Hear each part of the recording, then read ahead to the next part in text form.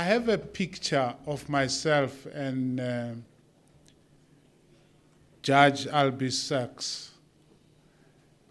It was at the University of Pretoria. I think it was the launch of one of your books, Oliver Tambo's Dream. It was organized by the University of Pretoria Center for Law. I forget their name. I have left them, so I forget everything about them. And it is one of the pictures that I have framed. It sits in my study, and I'm standing next to you. It was the closest I have come to an icon. When I got my PhD, Madiba was there, but I was very far from him. I never got close to him. You are the nearest I came close to Madiba and people of your ilk. So it's for that reason that I have framed that picture. I don't think I am fit to tie your shoelaces, you know, because growing up in Soweto, hearing your name and the names of your peers and all the work that you have done to liberate this country, the suffering, the exile, and which is why today some of the things that are happening, especially between ourselves and our fellow brothers, really break my heart, because we know that they took care of you, and that's why you were able to come back and liberate this country. Albie Sachs is an activist. He is a writer and a former judge. I don't know that a judge is ever former, but I will read what I've been told to read here. He's a writer and a former judge on the Constitutional Court of South Africa, which is the apex court of the country. He served in that capacity from 1994, when we became free as a country, until 2009. He then began practicing as an advocate at the Cape Bar when he was only 21. So he must have been, they say as sober as a judge, you must have been sober for a long time if you started at the age of 21.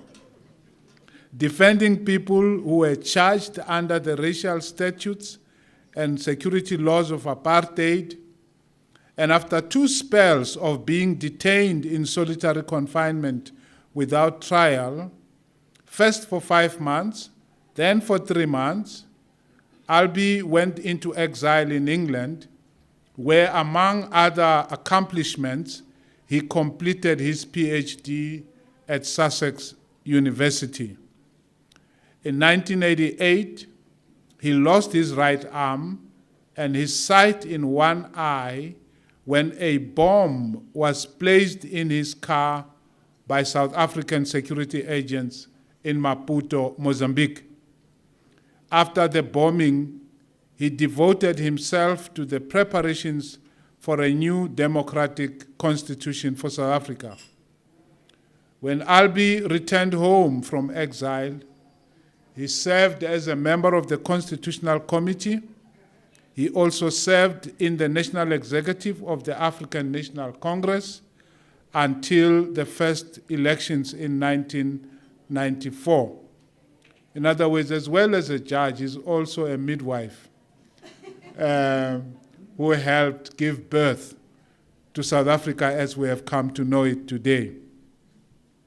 Albie Sachs is a board member of the Constitutional Hill Trust, which promotes constitutionalism and the rule of law. He has traveled to many countries, sharing South African experiences that might help heal divided societies. He is an author. He is an author of several books, including a book titled The Jail Diary of Albie Sachs. Justice in South Africa is another title. Sexism and Law, yet another. And my favorite, which is titled The Soft Vengeance of a Freedom Fighter. It's a book I go back to again and again, because if we have to think about vengeance, he is probably the epitome of the best form of vengeance that we can think of. And I love that book of yours. It's a small little book. If you don't have it, you better get it. He has also written a book titled The Struggle, Alchemy of Life, The Strange Alchemy of Life and Law. His latest books include We the People, Insights of an Activist Judge, which was published in 2016, and of course the book I referred to earlier, which we launched at the University of Pretoria, Oliver Tambo's Dream. If only I could write half of the number of books that you have written. Ladies and gentlemen, we have an icon in our midst. Thank you very much for agreeing to come and grace this occasion.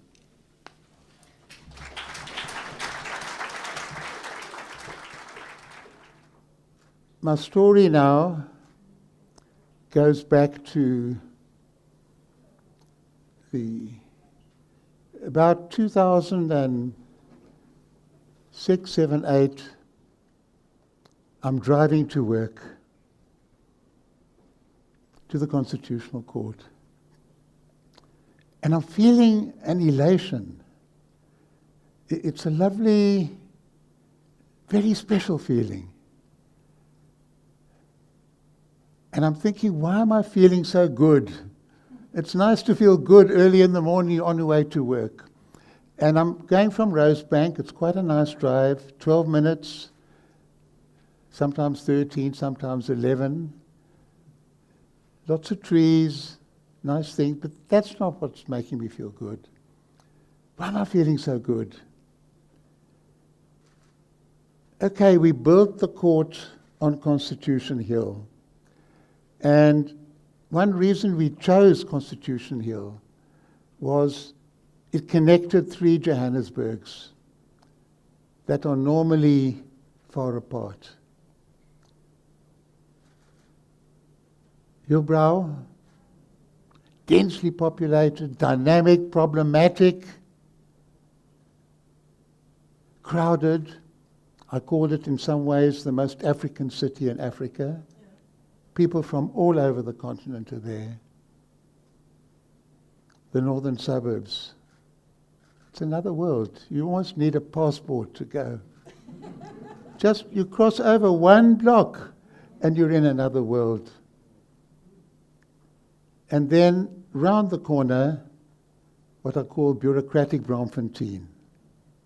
That big, proud, modernist building that I used to love and admire so much until the Constitutional Court disrupted everything.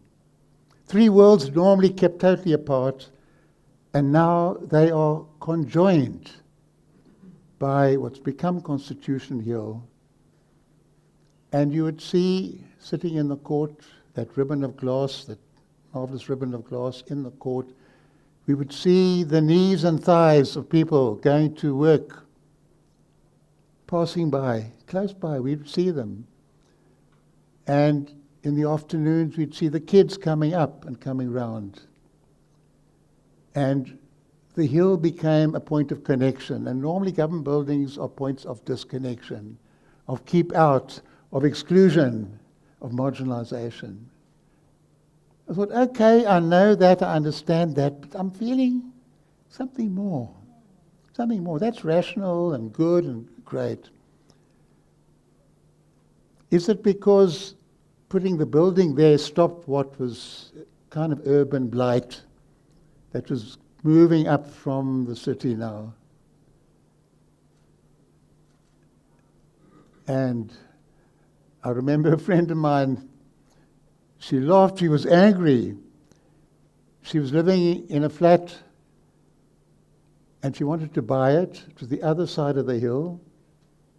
She was waiting. The prices were going down as the blight crept up the hill. And suddenly the court's there and it cost her twice as much. That's good, that's nice, that's okay. We don't want the city to crumble. And interventions that prevent that are positive, are good. But that didn't cause me to feel that almost spiritual feeling. Okay, something more powerful.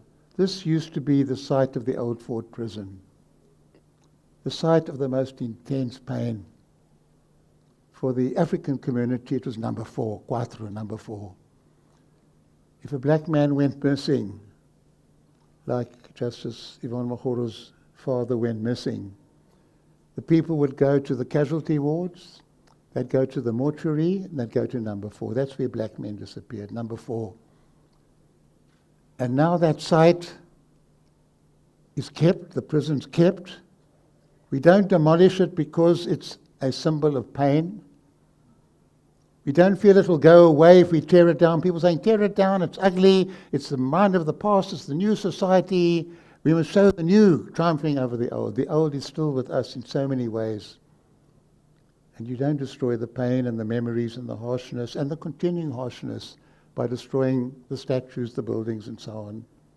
You juxtapose to them something new. You create a new environment, a new challenge, so that people coming to the court know why we have a court, why we have a constitution. But people coming to see the prisons know the story doesn't stop there. We're not trapped in the past. We juxtapose the past. I write to America all the time. They're pulling down statues. I say, better than pulling down the statues, create new artwork that challenges and surrounds and dominates and creates a sense of things are changing, rather than we achieve a victory by simply eliminating the signs of the past. Okay, that's making me feel very proud, very good. Swords into plowshares. There's nothing better than that. But there was something more. Okay, it's an amazing building. I love going to that building to this day. I never get tired when I'm in that building. And it's partly because the building changes. It reflects the light, the change, the mood, the people. Some buildings are so fierce and strong in their internal organization, they affect the people who come inside. They diminish the people. They freeze them. They trap them in time and moments. We see sunlight. The architects will tell us, you'll see the sunlight moving across you in real time. We had passive cooling, cool night air in the rocks. This was 2004, long before climate change was on the agenda the way it is now. That means you can open windows, you can have balconies. It means you're in a normal climate. It means when there's thunder, also you hear the thunder because you're in a real world. So it makes humans feel more human coming into that environment. The humanity is not squeezed out by artificial equal lighting right through the day, equal temperature right through the day. Got wonderful artwork. It's vibrant, it's feeling from... I thought, yeah, that's good, and I love that. But there was something more. And it actually took me a couple of years to realize what that something more was. And that something more was, wherever I go in South Africa today, to this day, I feel I'm in a white space or black space. This is a white space. This whole town square area. Our cities are divided. There's population movements and so on. But if you wake up in Ilovo, say, or Rosebank, you don't think that you're waking up in Soweto, and vice versa, and you look out the window. And it pains me that we fought so hard against racism to create a country for all where everybody could feel equally welcome and at home in every part of the country. And only when I parked my car in a not very exciting underground garage and I got into the lift,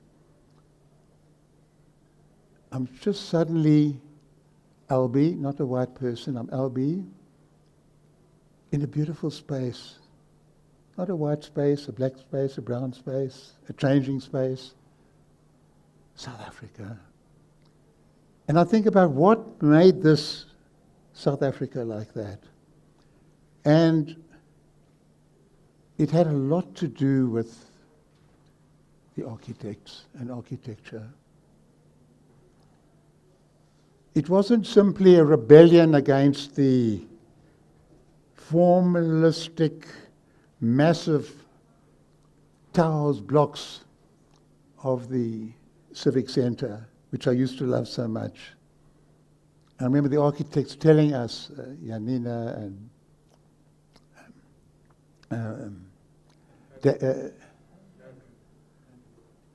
Andy, yeah. We're going to have walkways, not corridors with numbers. I remembered on the jury, well, I'll come to that in a minute, they were just telling us it's going to be a different kind of a building. And a building built on the courtyard principle, not copying African beehive huts in a folkloric, touristic kind of a way, but the idea of different spaces for different activities and different people. It's placemaking that's very familiar to the majority of the people in rural areas. And it's a deliberate foundational principle. Another principle is the walkways all the way through. And it creates, in that sense, an African building of our times. African in the inclusive Oliver Tambo sense of African. Not exclusive, not ritualistic, not inward-looking and exalting some and excluding others, but with that sense of openness, of welcome. And we African people, we are strong enough and proud enough to take from the world what's useful for us. We don't diminish our Africanity if we do that, but to incorporate it into ways that are very meaningful and strong for us.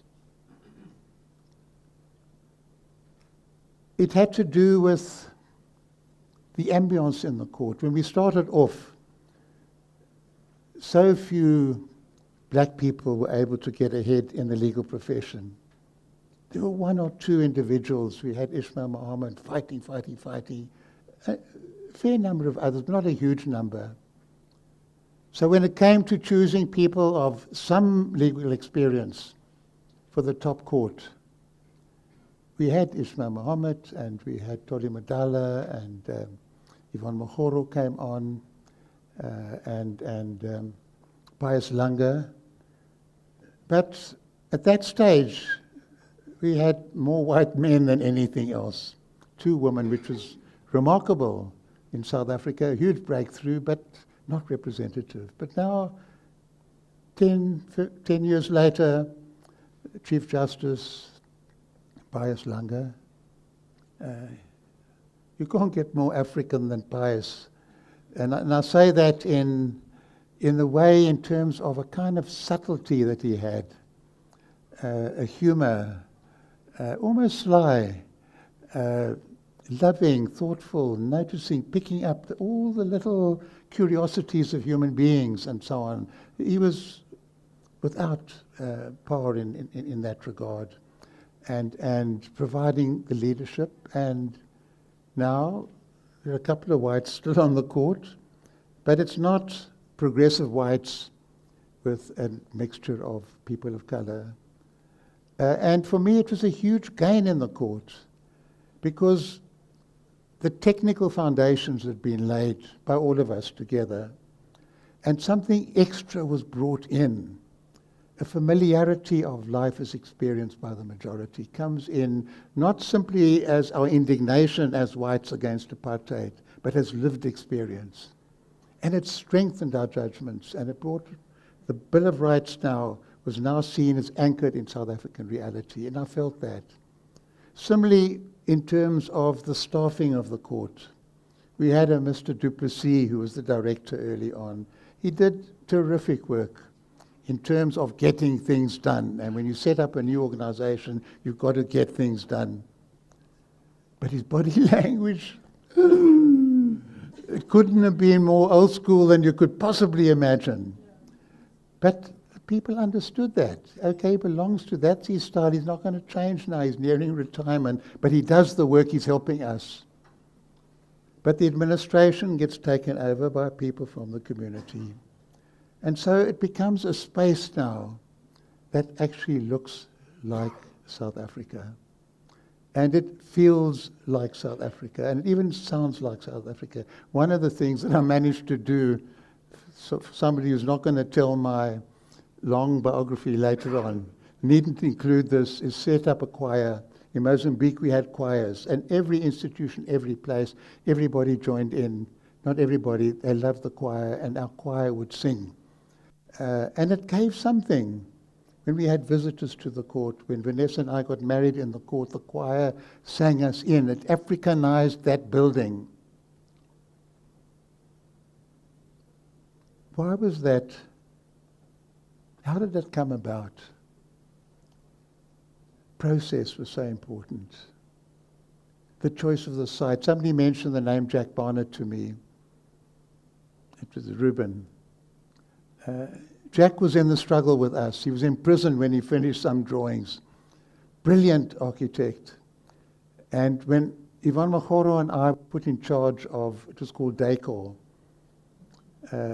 Ismail Mohammed, Rules of Court, Kato Regan, a thing called Personal Computers, Toli Madara, the gowns, Laurie Ackerman, the library. There was nothing for Yvonne and Albie. Albie, will you look after Decor?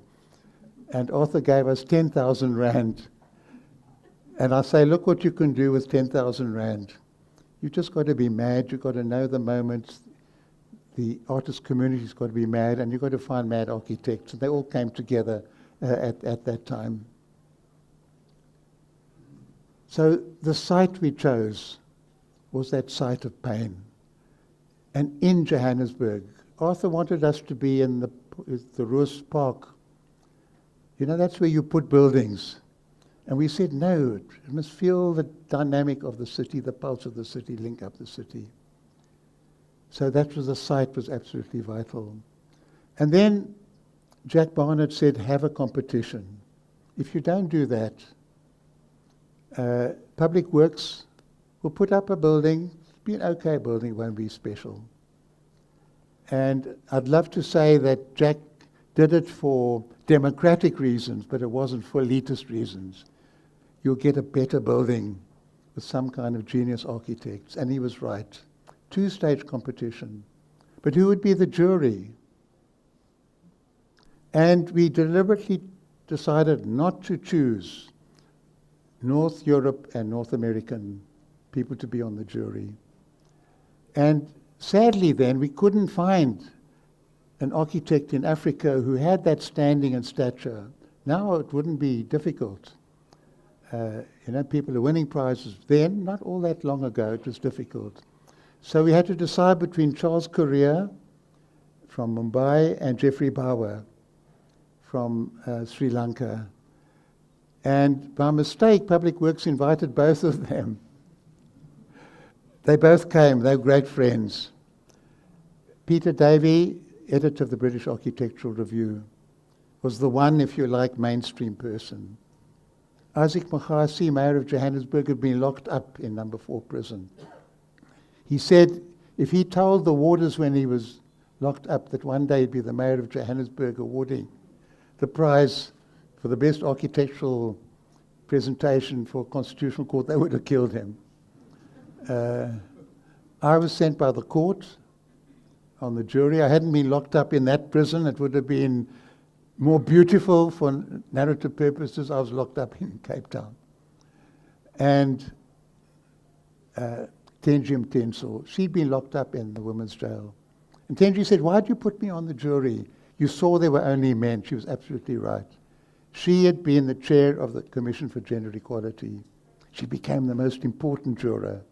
She said, "Okay, I'm on the jury. My mother is coming to Constitutional Court." Her mother was a washerwoman who took washing from white families to save, send Tenji to school, university. She joined Umkhonto weSizwe. She said she dropped out. She couldn't tell her mother she joined MK. She knew she was breaking her mother's heart. And only afterwards, when she had to flee to Maseru, she could invite her mother, and her mother said to me, "Tenji, my daughter, I'm so proud of you. You were fighting for the nation." And Tenji says, "My mother is frightened of modern buildings. She wants to go round to the back. If she comes in, she wants someone to take her to Mr. So-and-so in room number such and such. I want a building that's smiling at my mother, not frowning at my mother. That's the one I like." And she pointed to Justice under a tree. We didn't know who. It was anonymous. She said, "That's the one I want." And Peter Davey said it's the best jury he's ever been on, because normally the professionals fight and the lay people line up behind the professionals, usually choosing the least exciting project. In this case, you chose the most exciting project and you persuaded us to follow you. Other people on the jury, somebody from Heritage, Herbert Prince, many of you will know, and then who would represent the architectural profession. And I felt we can't just go to your institute. All white, almost all men. So the arrangement was Sobtaku. I don't know if Sobtaku still exists. It was mainly black, the technical people, would get together with the architects and jointly choose. Now, I mention these little details because that was our thinking at the time. We didn't say, we must have a decolonized building. We didn't use the word transformation. It was just the way we saw it. It was in our heads. And if we can get it in our heads, the solutions follow, because you find solutions. You're not having to climb over a wall. The heaviest walls are the walls inside ourselves. You find the solutions. It's like so obvious. It's so obvious that it's unfair. There's something very seriously wrong in the profession that so many years after democracy came, young black architects are struggling to the extent they're struggling. We can find millions of explanations. It's just unacceptable. We've just got to find solutions. It's not only there, that's where the shoe is pinching at the moment, because people are fighting for their rights to work. But the transformation agenda, as we heard earlier on, is much, much wider than that. And that brings me to Amira. And I'm making my second declaration this evening. It's a declaration of love.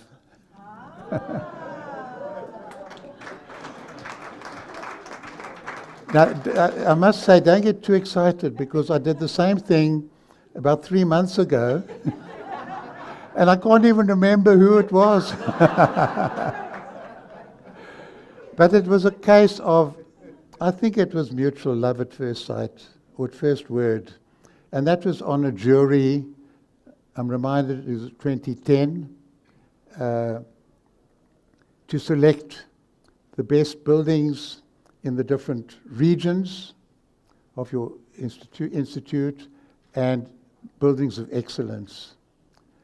And now I'm on the jury. I'm going to be me. I'm going to say what Albie thinks.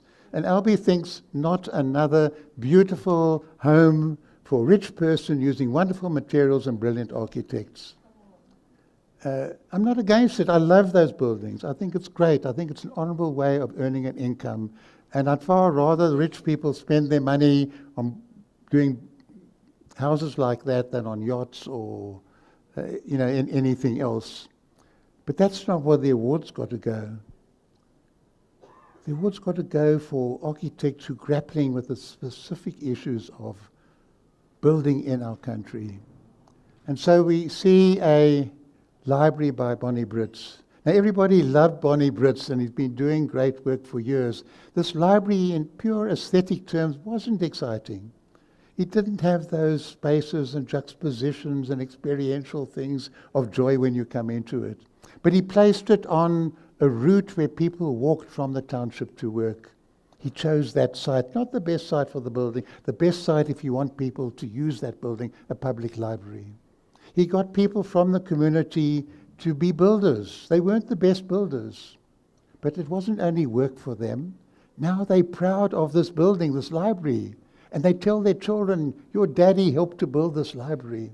He was thinking now with that new kind of thinking, not using the language of transformation, but an architect with heart, imagination, who could identify with the users.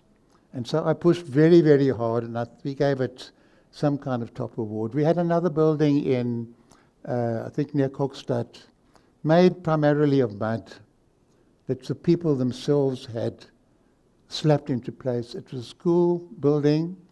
I think we had money from, what's her name, from Oprah. So she would go for something that was snazzy and different, but huge community involvement and community decisions on all sorts of things and on priorities. And I found it actually quite fascinating, even the physical structures, because teaching went on there and sporting activities went on there. And I just felt this is so exploratory and so interesting, and it's solving problems in an exciting and an excellent way, even if the solutions are not 100%. So I was glad to be able to do that. And if there's a moral to all these things, the moral is that you've got to get that sense inside yourself. If you're black, white, brown, rich, poor, well-qualified, professor, whatever it is, this can't be right.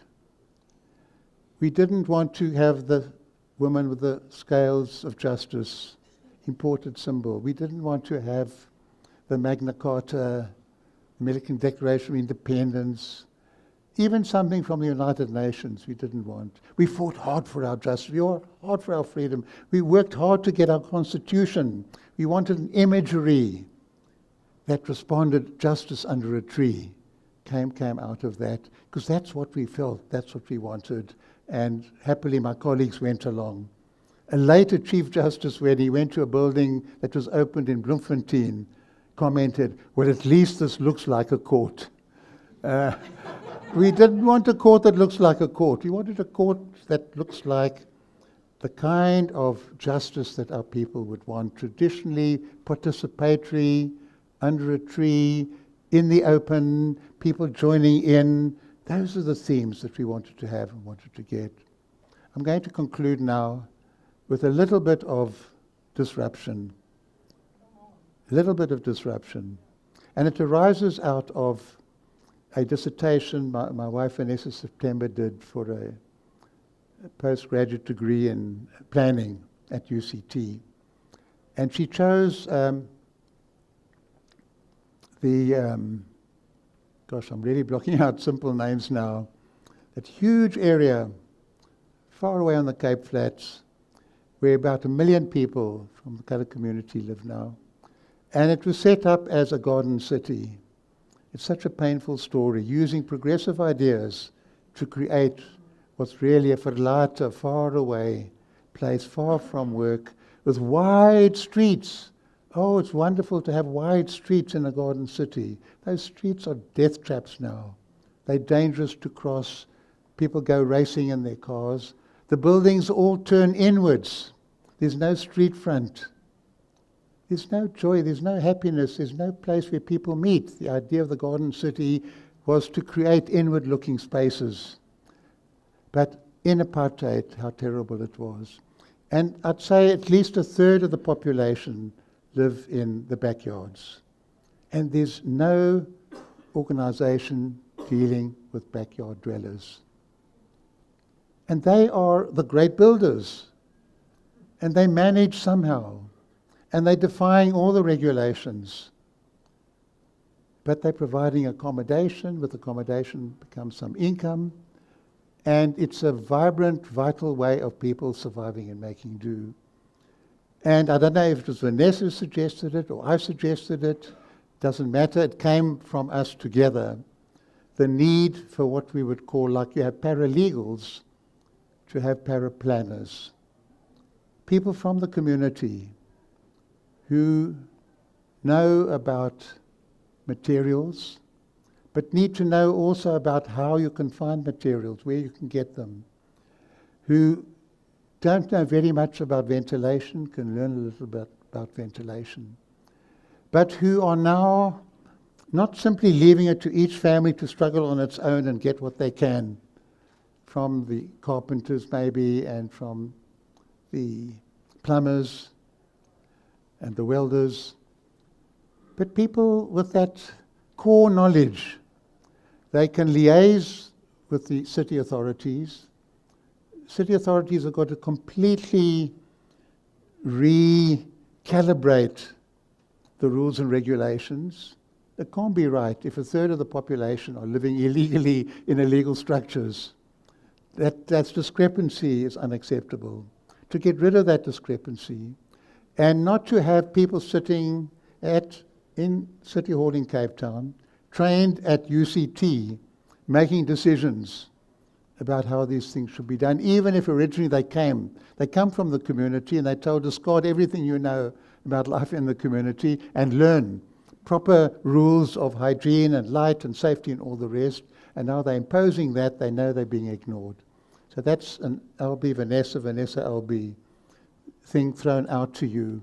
It would be great if the architectural profession, instead of seeing this as somehow undermining us and defeating us, would say, what can we do to create these conditions and to find all these, if you like, little architects amongst the poor, of the poor, helping redesign and give extra vitality and bring in better income in the cities. Thank you, Amira. Good luck to you and good luck to the association for the coming year.